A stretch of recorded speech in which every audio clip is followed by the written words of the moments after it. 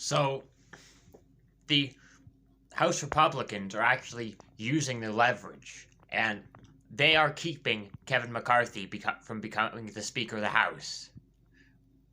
And Jimmy Dore said that the squad should do the exact same thing to Nancy Pelosi, that they need to force the vote.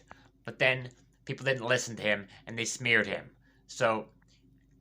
And the people who smeared Jimmy Dore, they're now being exposed as frauds. So here we see this in this Jimmy Dore video, him playing a clip of Brianna Joy Gray talking on the Hill about this. So let's take a look at that.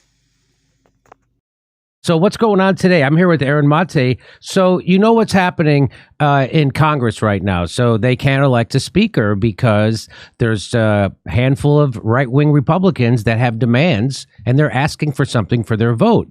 And what they're doing is they're proving this show right. This show, the idea which came from Malcolm Fleishner, he's the one who pointed out that the squad, because the victory of the Democrats in Congress was so narrow, so small, that they could demand things, and Nancy Pelosi couldn't get elected without their vote, so then they could demand things from her for their vote. This is exact what the Matt Gaetz and the right wing is doing right now. The Freedom Caucus is doing right now to Kevin McCarthy. And so the Republicans are currently doing what I was told could not be done and was performative. They are extracting concessions for their vote from Speaker, or as AOC calls it, violence. Okay. So Brianna Joy Gray was Bernie Sanders' press secretary when he ran for president last time. And I think she's seen the light. And so now she was forced to vote, and she's going to explain it in a way that's better than me, right? Because, I'm a pothead comedian and a C student, and I'm sure she went to Harvard or something like that. She's really smarty pants. And so she's got it together, and let's just listen to it, and we'll stop and start it. But she really nails it. Here we go. Let me explain. In 2020, the situation was reversed. Democrats had a small majority in the House, such that a handful of progressives, squad members alone, had enough votes to hold up Nancy Pelosi's nomination to lead the House. There were plenty of reasons, by the way, to do so. For one, AOC had previously gestured to the fact that she found it incredible that Pelosi had never faced a real speakership challenge in all her years. Moreover, we were at the start of the COVID pandemic and at the tail end of a progressive presidential campaign that delivered unprecedented public support for Medicare for all, along with other progressive policies. Did Bernie's loss mean that the movement representing a majority of Americans was supposed to die? And during a pandemic at that. Since Trump was still president, Democrats were still pretending to care about COVID deaths. And before the vaccines, when even young and healthy people were finding themselves hospitalized or even dying from COVID, there was genuine energy around using the public health crisis as a springboard for improving our public health system, which, by the way, is the most expensive in the world, despite yielding worse results than peer nations.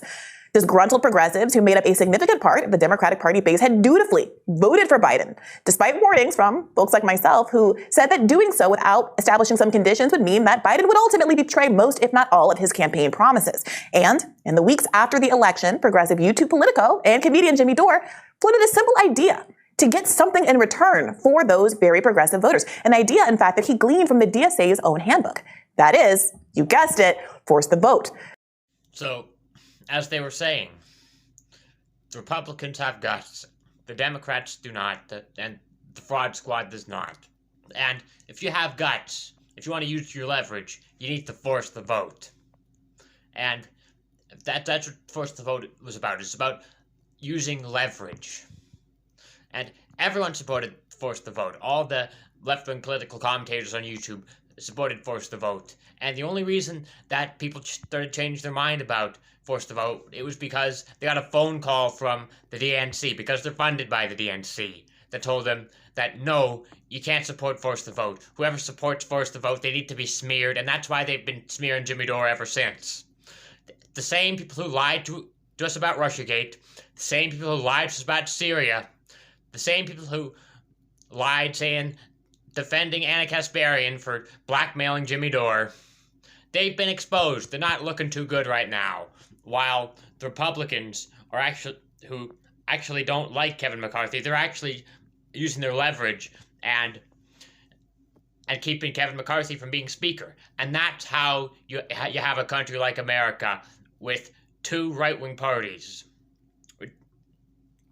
You got the Republicans who are awful, and they actually use the leverage, and then you have the Democrats who are supposed to fight for people, but they don't, and they're just weak, and the Republicans are the ones who actually get the policies that they want. So Jimmy Dore's been exposed as being correct again, and remember to like and subscribe if you enjoy watching these videos. Anyway, there you have it.